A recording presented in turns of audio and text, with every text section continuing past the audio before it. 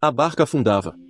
As ondas já lavavam por cima dela, os homens gritavam, e o único que podia salvá-los estava dormindo. Pensa nisso por um instante, aquele que tem poder sobre o vento e o mar, deitado, em paz, no meio da tempestade que aterrorizava todo mundo. Por que ele dormia? Guarde essa pergunta, porque vamos voltar a ela. Que bom ter você no Católico Melhor. Se inscreve no canal e ativa o sininho para não perder o seu minuto diário de contemplação da palavra. Antes de começarmos, vamos nos benzer, pedindo que ele acalme o nosso interior. Em nome do Pai, do Filho e do Espírito Santo. Amém. As 3 leituras de hoje falam de um Deus que fala e que tem poder, um poder que não dá para ignorar. Na primeira leitura, o profeta Amós lança imagens que ninguém esquece. Ele diz: se o leão ruge na floresta, quem não vai ter medo? E se o Senhor fala, quem não será profeta? Repara na lógica. Assim como o rugido do leão provoca um pavor que vem antes de qualquer escolha, a voz de Deus, quando ressoa, não deixa ninguém indiferente. E Amós lembra a Israel que, dentre todas as nações da terra, foi só a esse povo que Deus reconheceu como seu. Por isso a advertência é ainda mais séria. No fim, vem aquela frase que arde: prepara-te para encontrar o teu Deus. O Salmo 5 entra como a resposta de quem aprendeu a escutar essa voz e não fugir dela. O salmista reza: Senhor, atende ao meu clamor, pela manhã ouves a minha voz, pela manhã eu te apresento o meu pedido e fico esperando.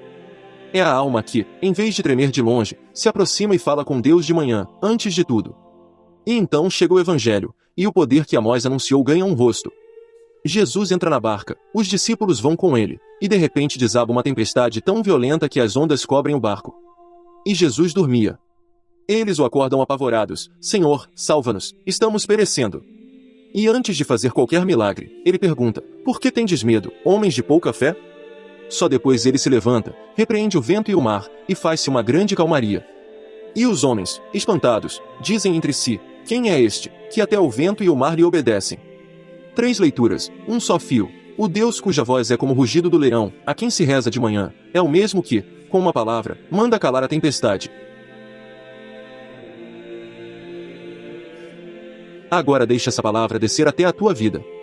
Lembra da pergunta que pedi para você guardar? Por que Jesus dormia no meio da tempestade? A resposta é desconcertante: ele dormia porque não tinha medo. A tempestade que afundava a barca dos discípulos não tirava a paz de quem é o Senhor do vento e do mar. E repara numa coisa que muda tudo: Jesus repreende o medo deles antes de acalmar o mar. Quer dizer, para ele, o problema mais grave naquela noite não eram as ondas, era o medo que sufocava a fé. As ondas ele resolve com uma palavra: o medo é que afundava o coração deles por dentro. E aqui é a tua vez. Qual é a tempestade que hoje te tira o sono?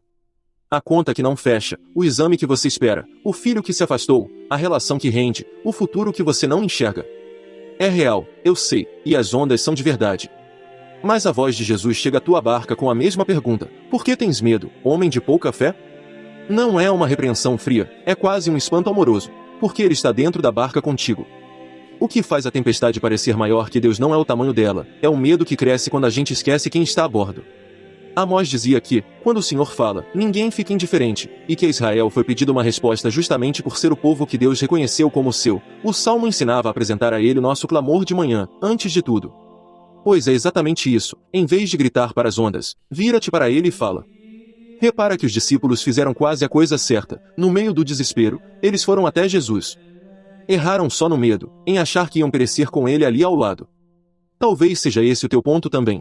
Você até reza, até corre para ele, mas reza desesperado, como quem não confia que ele tem poder sobre o que te ameaça. E aquele prepara-te para encontrar o teu Deus, de Amós, é justamente o convite a deixar o pavor se transformar em confiança diante de quem está no controle.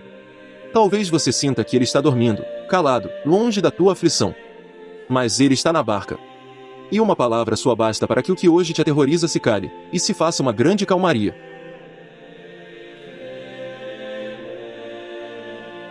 Agora, um instante de silêncio de verdade. Feche os olhos. Diante de Deus, deixe vir à tona a tempestade que mais te tira a paz hoje. Não tente resolvê-la. Só repita por dentro: Senhor, estás na minha barca. E fica com ele.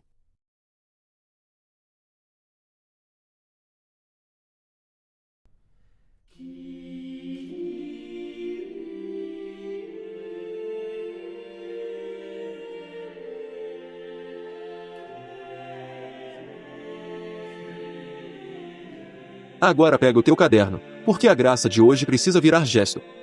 O caminho do dia tem 3 passos. Perceber, escreva qual é a tempestade que hoje te dá mais medo. Seja concreto, uma só. E ao lado dela, escreva esta verdade: Jesus está nesta barca comigo. Decidir, como o salmista que reza de manhã, escolha hoje uma frase curta para repetir cada vez que o medo subir, em vez de gritar para as ondas. Pode ser simplesmente: Senhor, salva-me, eu confio. Decida levar essa tempestade para Ele em oração antes de levá-la para o medo. Viver, faça ainda hoje um gesto pequeno e possível que mostre que você confia, e não que o pânico está no comando. Não amanhã, hoje.